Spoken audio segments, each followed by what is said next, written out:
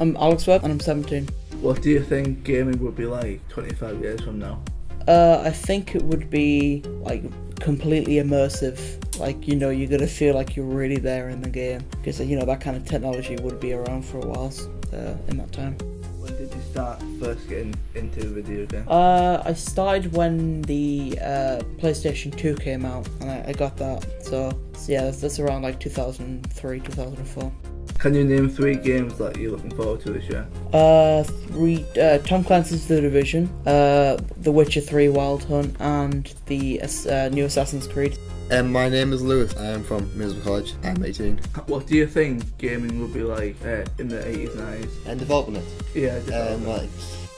What do you think gaming would be like 25 years from now? Maybe like very like hands-on, like very like Connect-wise, like Xbox, like that kind of thing. When did you start getting into video games?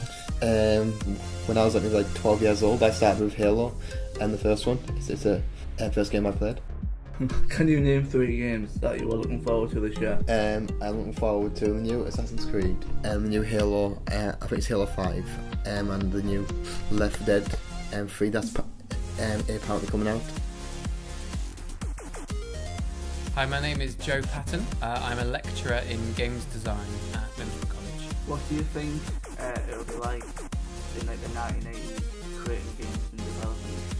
So in the 1980s, we'd had the 1970s, we'd had the kind of big industry. All of a sudden you had Atari growing massively, and you had Japan coming into the industry. But the 1980s, especially for British developers, was quite a solitary time, in that you had a lot of people in their bedrooms or in garages kind of beginning to create very small and quite creative game ideas. But then actually, as we moved into the kind of 1990s, the big budgets and the AAA titles began to come. So actually development's completely changed from the 1980s. Plus the tools that were available back then were quite specialist. So if you wanted to develop games, you needed to know your stuff anyway. What do you think is the most important element in a game? The most important element of a game is making sure that the content and the gameplay within the game match the target audience. Like, if you release a game and you think there's an audience for it, and you've just made a game because you think it's going to be fun, you've got no idea whether anyone's going to go and buy that. Anybody can go make a game now. The tools that are available, anybody can go make. I could teach my 6-year-old how to go and make a game. Is there an audience for somebody to go and buy that? We're in an age where anyone can make a game, but to make a game that's going to be successful means understanding your audience. So that's a huge aspect of the games industry today, and a huge amount of money is placed on understanding your audience, making sure your game fits their mindset, and then marketing to them. What are the 3 games you're looking forward to coming out? 3 games I'm looking forward to. It's a very tricky question. There's a game called No Man's Sky that will be released within the year, which looks like a fascinating title. It's designed around a system of thinking that the world generates on the basis of some rules, and you explore a world, and you could be exploring a world that no one else has ever seen before. And what the game engine does is it randomizes the events within that world to come to life. Another game more on the kind of big budgets would be something along the lines of The Division, Tom Clancy The Division, and again the use of narrative and storytelling throughout. That's going to be very clever.